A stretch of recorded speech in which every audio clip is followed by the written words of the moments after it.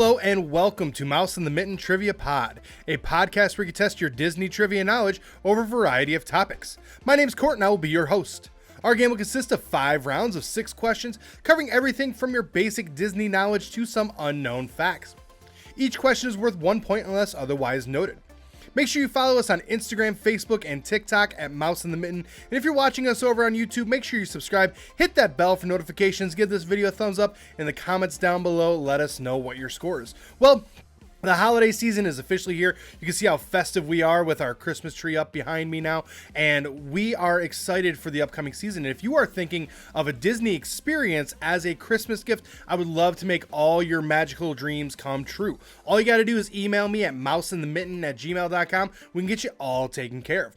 Now that we are in November, we're going to start seeing a lot of really good movie anniversaries, because typically in November and December, there's a lot of big movies that come out. And today we have 3 movie anniversaries, one better than the last. And we're going to have a lot of fun with those. And I'm looking forward to getting into this first one. And that is Chicken Little. Now, Chicken Little is not one of Disney's better movies, but Chicken Little walked so Frozen and Moana could run. With all the animation that they did and what they did in that movie, they set a precedent for future Disney movies, such as, again, Frozen, Moana, and anything else that's come out basically since then. So all these questions have to do with Chicken Little. So let's get started here with question number 1. Within 2, what year did Chicken Little come out in theaters? Question number 2. What Scrub star and now annoying T-Mobile commercial star plays the title role of Chicken Little? Question number 3. What sport does Chicken Little play to help rebuild his reputation? Question number 4. What is the name of the town that the story of Chicken Little takes place? Question number 5. Joan Cusack plays the Ugly Duckling, Chicken Little's best friend. What is the Ugly Duckling's actual name? And question number 6. What significance does Chicken Little's release for home viewership have in Disney? I'm going to give you a few seconds worth of music, try to come up with those answers, and then I will return.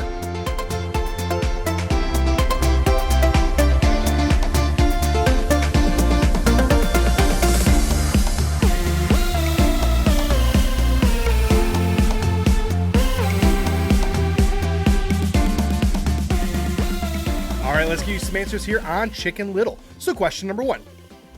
Within 2, what year did Chicken Little come out in theaters? Well, it came out November 4, 2005. So in order to get the point there, what it has to say between 2003 and 2007. Now, again, at the time, and I still think that the storyline wasn't the greatest, but the technology that they used for this movie has, again, set a precedent. Now, this was the second fully computerized animated movie that Disney released, but this is the first one that all the backgrounds were also computer animated.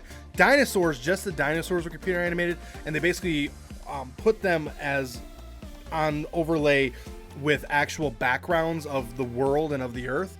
But this is where everything 100% computer animated. Question number 2. What Scrub star and now annoying T-Mobile commercial star plays the title role of Chicken Little? Well, that is Zach Braff. I'm not a big fan of the T-Mobile commercials. They are kind of weird. They're kind of annoying. I get it. I really, really do. Zach Braff is a underrated comedian in my eyes, but he has more depth than just this one role, and I would love to see it in more extensive roles. Question number 3. What sports does Chicken Little play to help rebuild his reputation? That is baseball. As a matter of fact, he becomes a town hero because of him playing baseball, and a unique twist on things as well. So something that was kind of cool. Question number 4. What is the name of the town that the story of Chicken Little takes place? Well, that is Okie Oaks. Again, a real original name of Okie Oaks. Great city filled with lots of animals, farm animals, all working together to help build a better future. It's kind of a cool little town. The name just is a little bit interesting. Question number 5. Joan Cusack plays the Ugly Duckling, Chicken Little's best friend. What is the Ugly Duckling's actual name? Well, it is Abigail Abby Mallard. So that is her full name. If you went with Abby Mallard, you would have gotten the point there. Technically, it's Abigail Mallard and then Abby as her nickname. And I think it's cool. Again, they gave a name to the Ugly Duckling. It's just a unique thing as well. Last but not least, question number 6. What significance does Chicken Little's release for home viewership have in Disney? Well, it was the last Disney animated theatrical release to come out on VHS. After this point, they went strictly to DVD and Blu-ray, but Chicken Little was the last theatrical release that came out on VHS. So a little bit of Disney history there. So again, Chicken Little walks so other Disney feature animated movies can run, and for that, we are thankful for their contribution. Continuing on now into round number 2. Round number 2 is our fast facts. This round is filled with simple questions that have simple answers. Today's category is Disney anagrams. The way that this round will work is I'm going to give you an anagram of a Disney movie, and you just have to tell me what is the name of the movie. And to help you out, I will tell you how many words that movie title is. So for example, if I said "Sow the Wind," 2 words, that would be Snow White. So let's get started here with question number 1. Literal auto, 1 word. Question number 2. Decal liner, 1 word. Question number 3. Lighten oink, 3 words. Question number 4. Can 10th man, 1 word. Question number 5. Earth robber, 2 words. And question number 6. A snippy prom, 2 words. Now this is an instance where maybe seeing it on YouTube so you can see all the letters, that might be helpful here, but hopefully, I'm not the greatest at anagrams, so hopefully you're able to figure some of these out. So let's get started here with question number 1. Literal auto, 1 word, that is ratatouille. Yep, all those letters, you scramble them up to literal auto, that's 2 words. Well, the title is 1 word, ratatouille. Question number 2. Decal liner, 1 word, that is Cinderella. Obviously, hopefully that double L was able to help you a little bit there, but decal liner is Cinderella. Question number 3. Lighten oink, 3 words, that is The Lion King. That oink maybe helped you kind of figure out king, and hopefully you're able to kind of figure the rest out from there. Question number 4. Can 10th man, 1 word, that one is enchantment. Again, that's one of those ones, it's 3 words, makes up 1 long word, so hopefully one of those we're able to kind of tip you off there. Question number 5. Earth robber, 2 words, that is Brother Bear. Kind of ironic. Earth robber and Brother Bear, both about nature. Kind of an interesting take on that one. Last but not least, question number 6. A snippy prom, 2 words, well, that is Mary Poppins. Again, hopefully in Snippy, the double P kind of brought up some of those titles with P's in it. Hopefully Mary Poppins was one of them. So again, a fun little thing. And I'm not the greatest at anagrams. Some of them I can nail, but definitely, hopefully you enjoyed that. We might come back to this again sometime in the future. Continuing on now into round number 3. Round number 3 is our connecting the circles. For this round, I will ask you 5 questions that may or may not be Disney related, but the answers do relate somehow through Disney. And that's going to be your 6th and final question, is what is that connection? So let's get started here with question number 1. Fill in the blank from the movie Up. Blank is out there. Question number 2.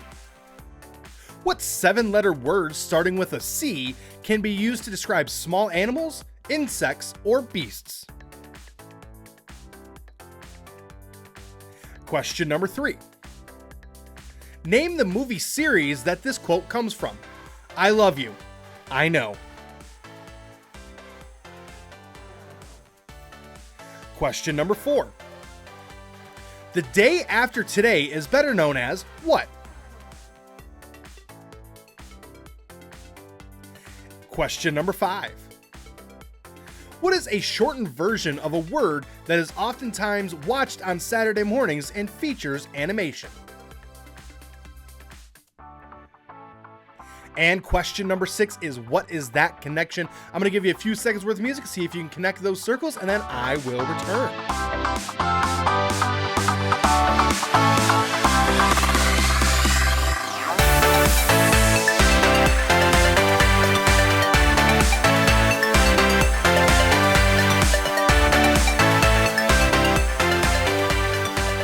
See if we can connect those circles. So question number 1. Fill in the blank from the movie Up. Blank is out there. That is adventure. Adventure is out there. That's a quote from early on in the movie and one that we see repeatedly throughout the movie as well. Question number 2. What 7-letter word starting with a C can be used to describe small animals, insects, or beasts? Well, that is a critter. CRITTER. So, yep, small insects. It's a little critter, little animal. Beasts, that was an interesting one when I looked up the definition for it. I usually think of like smaller animals like squirrels, rabbits, chipmunks, that sort of stuff, but I guess you can lump beasts in there as well. Question number 3. Name the movie franchise this quote is from. I love you, I know. That is from Star Wars, specifically Star Wars Episode 5, The Empire Strikes Back. We're talking about Leia and Han Solo, and, Han Solo's about to get detained and all that sort of stuff. She says, I love you. He says, I know. Instead of saying, I love you too, he just says, I know. Okay. Question number 4. The day after today is better known as what? Well, that is tomorrow. The day after today is known as tomorrow. Obviously, a couple of different variations there, but tomorrow is tomorrow, and that's the day after today. Question number 5. What is a shortened version of a word that is oftentimes watched on Saturday mornings and features animation? Well, that is tunes. Obviously, shortened version of cartoons. We typically watch cartoons on Saturday morning. That's kind of gone away lately. Around here, we've watched Bluey on Saturday morning. I ain't mad, but long gone are the days of sitting and watching ABC early mornings and all of their fun shows. So question number 6 is, what is the connection? Well, we had answers such as adventure, critter, Star Wars, tomorrow, and tunes. The connection there, those are all lands in Disneyland. Obviously, Adventureland, Critter Country, Star Wars Galaxy Edge, Tomorrowland, and Mickey's Toontown. Now, a couple of differences there between Disneyland and Magic Kingdom in Disney World. Disneyland doesn't have a Critter Country. They also, Galaxy's Edge is not in Magic Kingdom. It's over at Hollywood Studios. And Mickey's Toontown is also not in Magic Kingdom, down in Orlando. So that's where there were a couple of key differences. They do have a couple of common lands. Frontierland is basically Critter Country in Magic Kingdom in Orlando, but a couple of them are the same, but there are a few that were different, and hopefully with the couple that I chose that were different, that was able to give it away for you for Disneyland. And it's, again, a great park. I cannot wait to visit there someday soon. Continuing on now into round number 4. Round number 4 is typically reserved for movie anniversaries, and as mentioned, this is one of them. And we're going to talk about a fantastic animated movie that is Big Hero 6. One of the saddest storylines as well, in my personal opinion, but definitely someone who rised up and triumphed as well. And watching Hero and everything that he does is just phenomenal. Plus, you got Baymax in there, huggable, lovable, so much fun. So let's get started here with question number 1. Big Hero 6 was released in the US on November 7, 2014. Name either of the 2 countries where the film debuted before the US. Question number 2. What is the name of the city that Big Hero 6 takes place? Question number 3. Because of its origins, what well-known writer makes an appearance in a credit scene as Fred's dad? Question number 4. What insects is the inspiration for the microbots that Hero makes?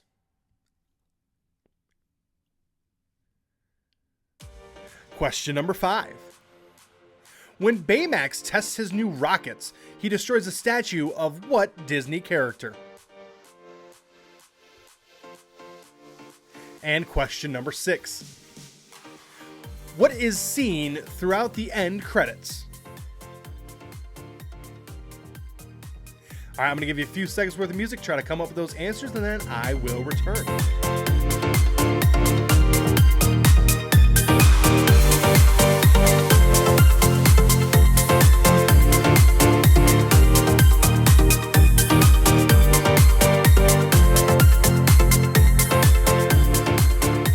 All right, let's give you some answers here on Big Hero 6. So question number 1. Big Hero 6 was released in the US on November 7, 2014. Name either of the two countries where the film debuted before the US. Well, first one that it debuted in was Japan, and the second one was Abu Dhabi. Now again, probably Japan was the obvious one, and answering the next question will probably give you the reason why. But it debuted at the Tokyo Film Festival just a few weeks before it debuted in the US, and then right before that it debuted at the Abu Dhabi Film Festival like a week later, and then a week after that was when it debuted in the US. So very worldly film, and definitely a lot of influence here as well. Question number 2. What is the name of the city that Big Hero 6 takes place? Well, that is San Francisco. So again, that's the connection there with Tokyo. The idea was that San Francisco is a dystopian city that after the 1906 San Francisco earthquake, San Francisco rebuilt themselves as a Tokyo in California. Hence the reason San Francisco and all the advances and the similarities between San Francisco and Tokyo. They did a really good job of blending those two together. Question number 3.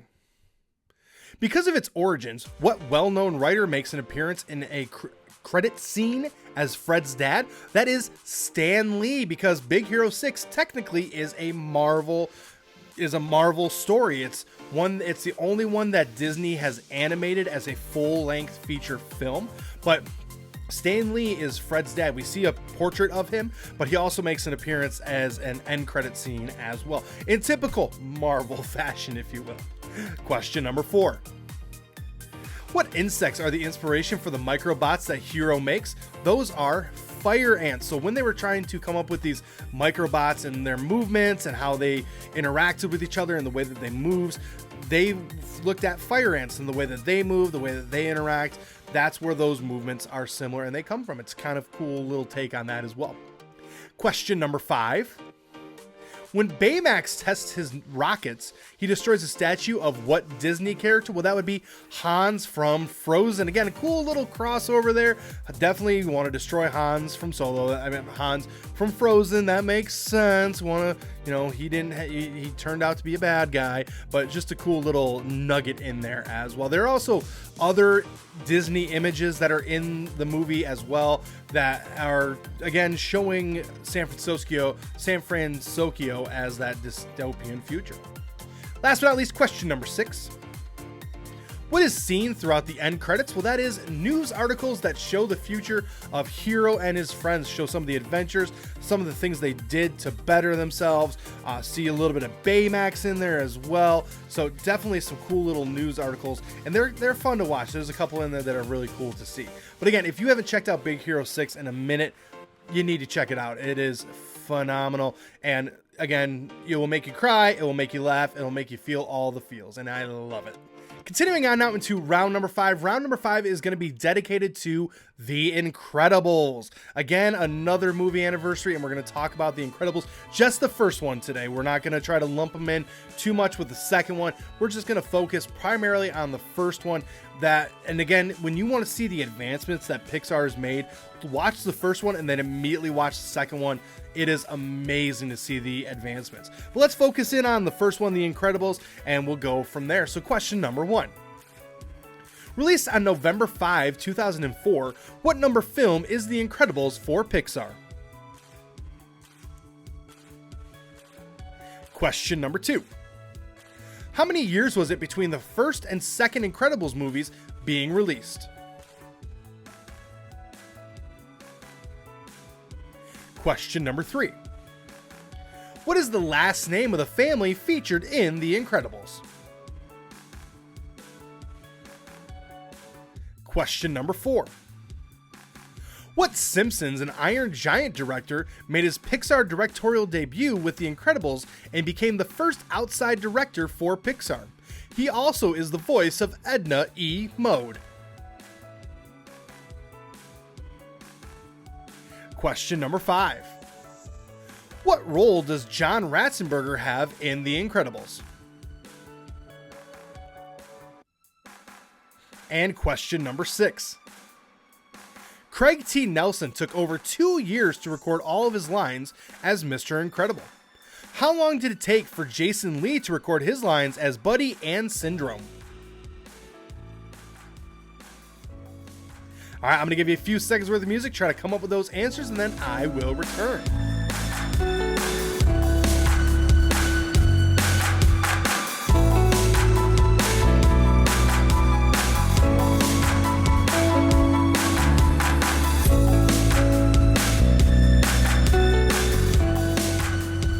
All right, let's get you some answers here on The Incredibles. So question number 1.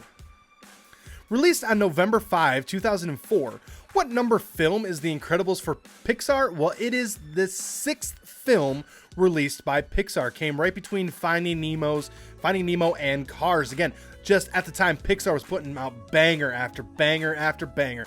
This is just another example of one of those bangers. Question number 2.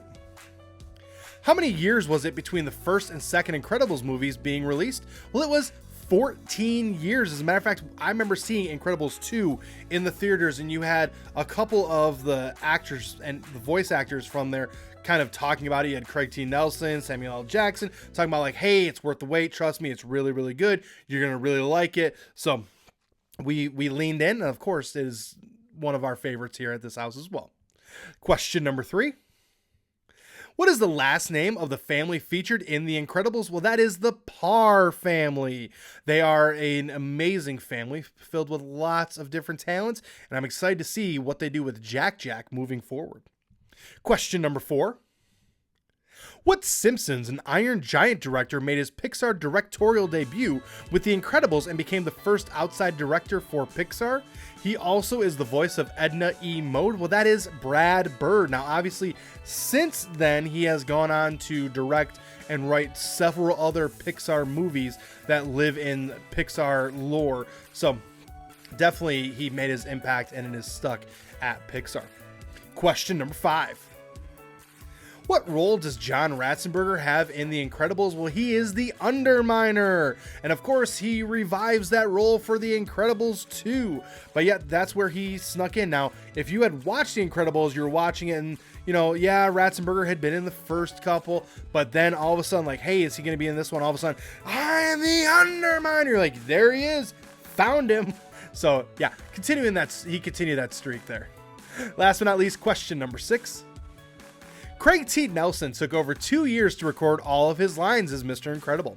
How long did it take for Jason Lee to record his lines as Buddy and Syndrome? It took 4 days. Craig T. Nelson had to come in several times over the span of 2 years to be able to get everything in.